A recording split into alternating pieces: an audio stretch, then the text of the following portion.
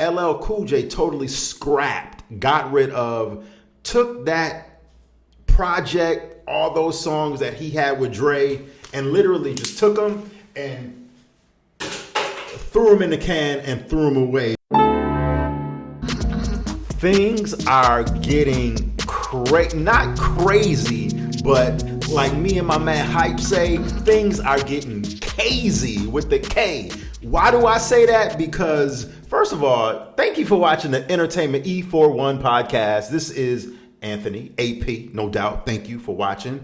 And like my videos if you like my content. Like, subscribe, share. It's real simple. Like, subscribe to the channel because we're almost at 4,000, and share the vid so we can go viral up in this.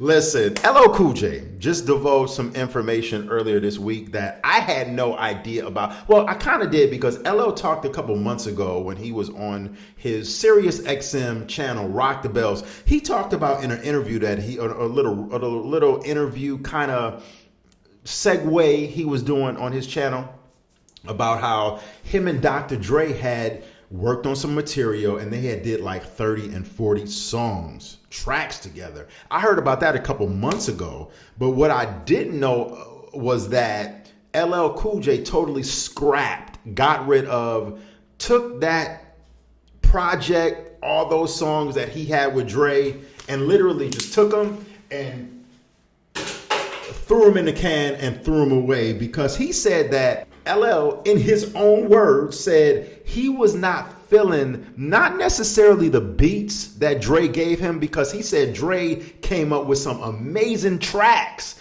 LL said that he wasn't feeling his own material that he was writing.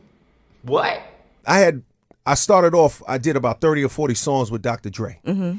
And in doing those songs, I felt like the music was amazing. What Dre was bringing to the table was super dope, but I felt like the writing, what I was bringing to these songs, it didn't feel strong enough to me. I didn't feel like I was expressing, I was getting out of me what I was feeling in my mind. I just wasn't the thoughts. I didn't feel like it was written properly. As you can tell, LL decided that this ain't it. I don't want to do this album. All of these songs with Dre, get them out of here. Okay, cool. But then he goes on to reveal in the continuation of this interview that he did with Angela Yee on All the Way Up with Angela Yee on her show. He said that he decided that he wanted to do an album with QTip because the late great Phife Dawg came to him in a dream and was like, you know what? That album you doing with Dre is good.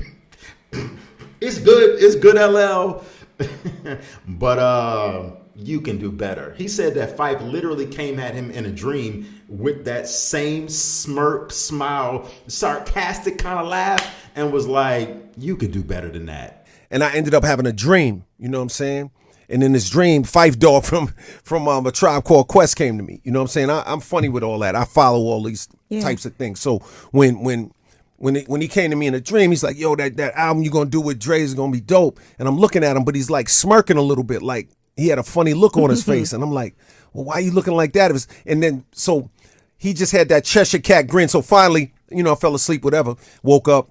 And then over the course of a day or two, I just felt like, Q-Tip was on my spirit. That's how we got this album with LL Cool J, executively produced by Q-Tip. Now, how do I feel about the whole thing? I'm probably one of LL's, I'd say I'm a harsh critic on LL sometimes, because sometimes I feel that in his past, he's went too soft when he should have went too hard.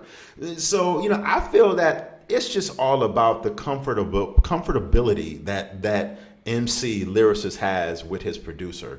So it's like being in a relationship. It's like some women you go out with, you date, you court them, you spend time with them.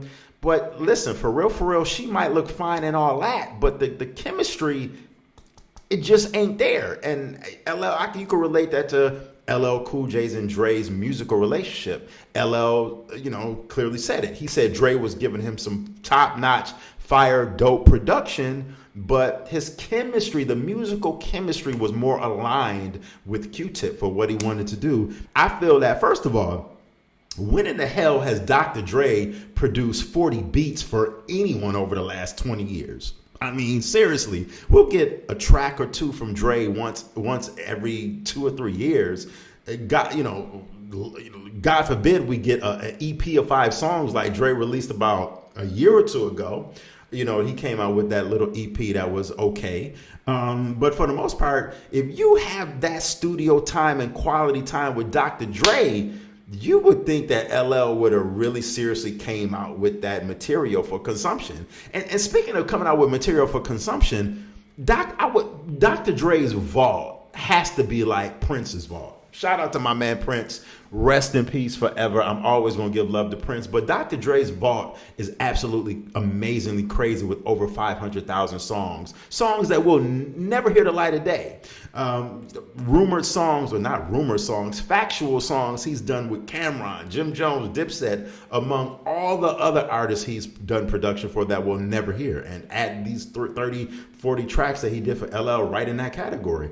But let me know what you think in the comments section. I think that LL, I respect his musicianship and said that his chemistry was with QTip, but damn, LL, can we at least get a snippet of some of the tracks you did with Dre? Can we at least get this QTip album and then you revisit this Dre album?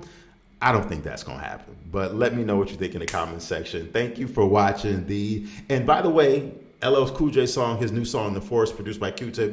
Very dope song. I like the song. I think it's fresh for LL. Something new, something different. LL is rhyming over a track that we've never heard, anything previously, something like LL has rhymed over before, which is, that Q-Tip live instrumentation, live production, not just the regular, boom bap, computer made generated beats. These are actually live instrumentation that Q-Tip has produced for LL on the track called The Forest. So if this track is any indication of how the whole album is going to sound, I think it's going to be a pretty decent album. I really do. But let me know in the comment section how you feel. Thank you for watching the E for One podcast. I will check you later. Peace.